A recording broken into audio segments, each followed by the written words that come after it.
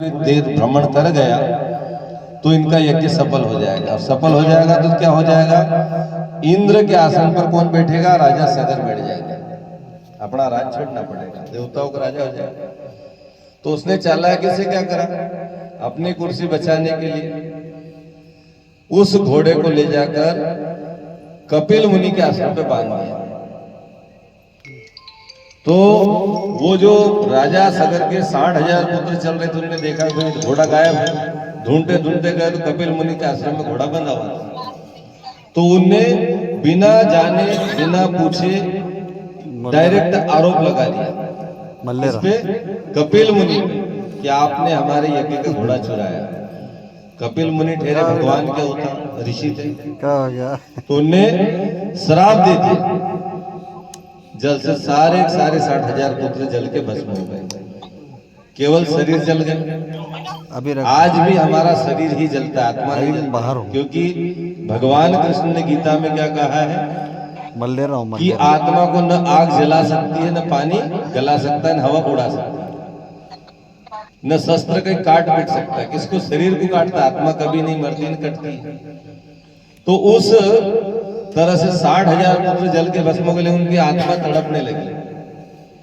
कई बार हमको लगता है जैसे भी आपके गांव में भी कई जीव हत्या होती है, आपको लगता है कि मर गए, तो शरीर मरता, आत्मा तो नहीं मरती। फिर आत्मा भटकती और वही आत्मा गांव में किसी न किसी को लग जाती है। फिर कहते हैं अरे यार एक डाकने लग गई, चुड़ैल लग गई, भुचड़ी लग गई, है नहीं? ये डाकने भुचड़ा कहीं नहीं, वो आत्मा से जिनका अपन जीवन बिना टाइम कहीं मार दे, उनकी मुक्ति नहीं हुई, फिर वो भटकन कोई का शरीर मायन फिर परेशान कर। तो राजा सगर के 60,000 पुत्र की आत्मा तड़पने लगी। उन्होंने राजा सगर को आके कहा कि पिताजी हमारी मुक्ति नहीं हो रही, मुक्ति के लिए प्रयास करो। तो फिर राजा सगर ने राजपाट अपने पुत्र को दिया, अंशुमान को, और वो चले गए तप करने। तो वहां तप करते करते करते वो मर गए, पर गंगा माता प्रसन्न नहीं हुई।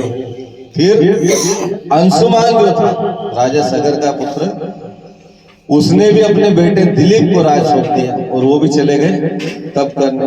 पूरी जिंदगी निकल गई वहां तप करते करते, पूरे मर गए वो, पर गंगा माता प्रसन्न नहीं हुई।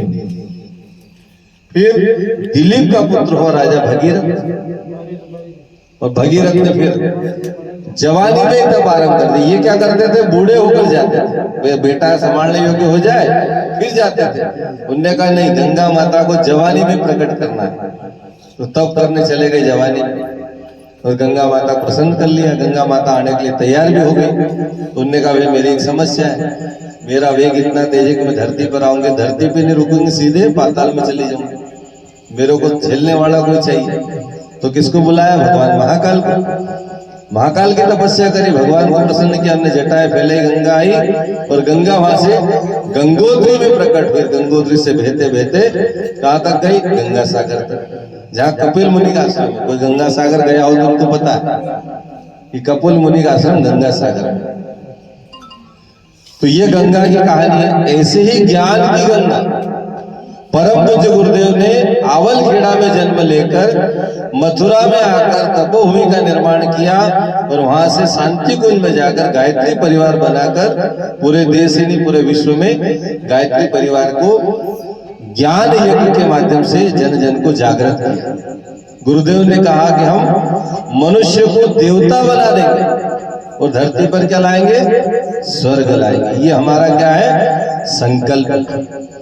अभी आप जितने भी कथा सुनते हैं पंडालों में, टीवी पर, मोबाइल पर, और भी कोई गुरु संत महात्मा जितने भी, किसी मुख से ये सुना कि हम दुनिया को बदलेंगे, हम युग निर्माण करेंगे, मनुष्य को हम देवता बनाएंगे, धरती पर स्वर्ग लाएंगे? ऐसे किसी भी संत ने बोला? इस धरती पर इस वाक्य को बोलने वाला एकमात्र शक्ति गुरुदेव है, परम पूज्य गुरुदेव पंडित श्री राम शर्मा आचार्य, जिनने कहा हम मनुष्य को क्या बनाएंगे? देवता बनाएंगे और धरती पर स्वर्ग लाएंगे।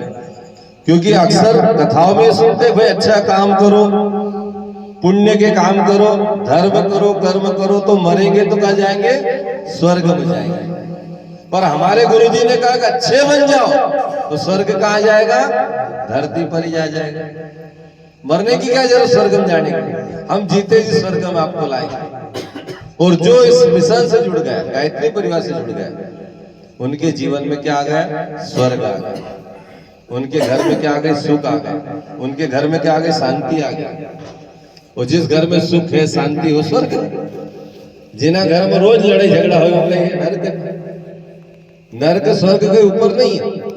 यहाँ अपने घर में सब मिलजुल कर रहे, प्रेम से रहे, आदर्श में रहे, एक दूसरे का सम्मान करे, एक दूसरे की सलाह ले, तो ये धरती का क्या है, स्वर्ग। तो गायत्री परिवार के माध्यम से गुरुदेव ने गांव-गांव में अभियान चलाया। क्या अभियान चलाया कि ग्रामे ग्रामे गायत्री यज्ञ, हर गांव में क्या हो, गायत्री का हवन, और घरे घरे गायत्री उपासना, हर घर में गायत्री मंत्र का जप। और इसके लिए कोई पैसा लग रहा है, नहीं लग रहा, मंत्र जपने के लिए कोई पैसा नहीं, और गायत्री हवन में कोई पैसा नहीं लगता। भाई हवन करते हैं तो बड़े बड़े हवन करते हैं, कितना खर्चा आता है, लेकिन गायत्री हवन में कोई ज्यादा खर्चा नहीं आता, थोड़ा बहुत सहयोग लोग दे दे तो हवन हो जाता। तो ऐसे आयोजन करके धरती पर क्या लाना, अपने को स्वर्ग लाना है, और मनुष्य को क्या बनाना है, देवता बनाना, अच्छे बनाना। देवता का मतलब क्या, अच्छा व्यक्ति, अच्छी और भली सोच वाले व्यक्ति का नाम